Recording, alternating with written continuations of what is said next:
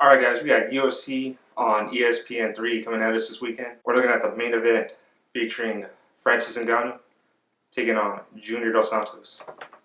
Now, Francis Ngannou coming off a huge victory over Diabetes. No.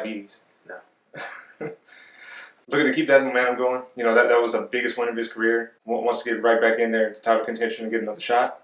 You know, you have Junior Dos Santos coming off a win over Tai Tuivasa, looking to, same as Ngannou, keep his momentum going. He wants one last title shot before his career is wrapped up.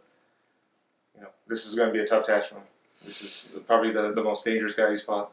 Mm-hmm. So let's get into it. Looking at the height and reach, we have Francis Ngannou coming in at 6'4" with an 83-inch reach. We have Junior Dos Santos coming in also at 6'4", but with a 77-inch reach. So we see. So just a slight advantage. Reach advantage for Ngannou. Just a slight reach advantage. Nah, I say that's pretty significant. Looking at their fighting styles, we got Francis Ngannou, very one-dimensional fighter. However, he's probably the most dangerous guy in the UFC right now with that one dimension. He has ridiculously heavy hands, ridiculous reach. He's fast, explosive. He has really good hooks, deadly uppercuts. Not really much else to say about his game. You got Junior Dos Santos, veteran of the game and a former champion, so he's been around for quite a while, and he's been in there with some of the best. His strength is in the boxing. He has really good hooks, deadly uppercuts as well, and he's fast. He's a lot more well-rounded. He has some really good leg kicks in there, some really good head kicks, some spinning kicks even. He's a Brazilian Jiu-Jitsu black belt, and he has some decent wrestling. Really good cardio. And he's super tough. He had some wars with Cain Velasquez, and he really showed a lot of heart in those. Getting into this fight now. Like I said, Francis Ngannou, one-dimensional fighter, but as deadly as it gets. Fast, explosive hands, and he's going to have a huge reach over Junior Dos Santos in here. On paper, Junior Dos Santos is by far way more well-rounded than Francis Ngannou. Is he going to be able to use all that against Ngannou? Is he going to be able to use the wrestling and the Brazilian Jiu-Jitsu against Ngannou? Is he? I don't know. Should he? Hell yes. If he wants to survive a fight with Francis Ngannou, yeah, he's going to have to use everything. It's just one punch. He's just one punch away from going to sleep from that guy. Yeah. It's a very scary thing to be fighting Francis. Just one punch can end it. If I was him, if I was JDS, if I was cornering him, I'd say, buddy, get with the boxing, but you're good at everything. You're a well-rounded fighter. Let's utilize it with this guy. We don't need to try to stand and trade with him. No, his first fight off the USADA suspension was against Derek Lewis. Derek Lewis, very heavy-handed as well, with the long reach, not the reach of Ngannou. But he was a very dangerous opponent for Junior Dos Santos as well. In that fight, I thought Derek Lewis was going to come with the forward pressure and try to press Junior Dos Santos up against the cage. It was actually Junior Dos Santos using the pressure. He did the same thing with Tai Tuivasa. To me, that's not going to be smart against Francis Ngannou. No, Cain Velasquez found out the hard way. Yeah, and that's one thing that scares me about this fight with JDS is if that's just going to be his game going forward, is he going to try to use that against Ngannou? Is he going to feel the power of Ngannou and abandon that? And does he have anything else in mind? Does he plan on using the grappling? The only fight we've really seen him use that was against Shane Carwin, and he dominated on the ground.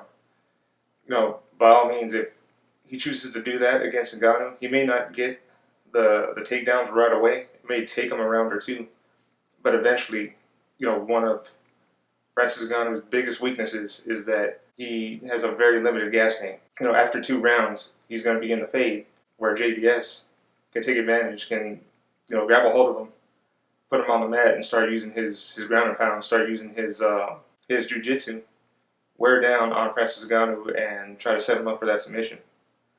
We saw Stipe Miocic use the wrestling against Francis Ngannou to win. He wasn't successful with the takedowns for, like I said, the first couple of rounds. But he started to wear on Ngannou, press him up against the fence, tired him out, and by the end of those championship rounds, Ngannou was slow, but the thing is, he was still dangerous. He still had power, and Stipe had to really be wary of that. For me, it all depends on if JDS is going to have it in him to follow a game plan. How do you see it going?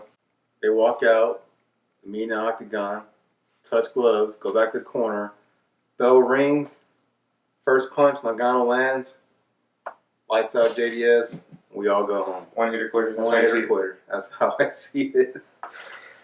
But you got to take into account, JDS has been in a lot of wars. Those chins have tasted a lot of fists. Yeah, that's true. Francis has so much power. And he's fast. And he's pretty fast. So I see JDS getting knocked out in the first round. Keep in mind, Junior Santos himself is very heavy-handed. Mm-hmm. He usually doesn't knock guys out in one punch. He usually has to set up a combination to get that going, or he has to soften them up a bit.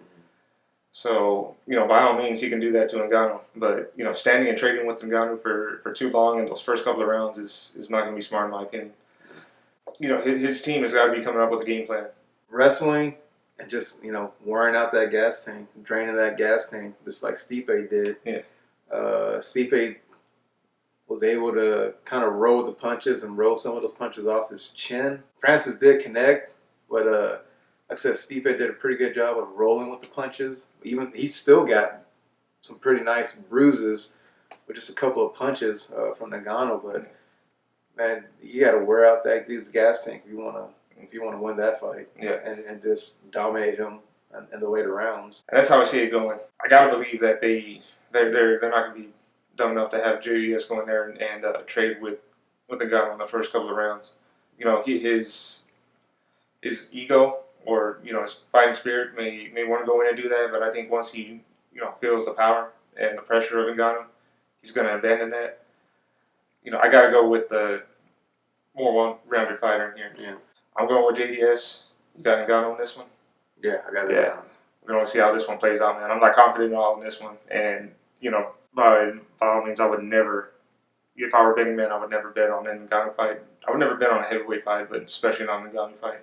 That's what you call high risk, low reward. Yeah. Let me find out you fucked up. I'll leave you wherever I find you. Well, there you have it, man.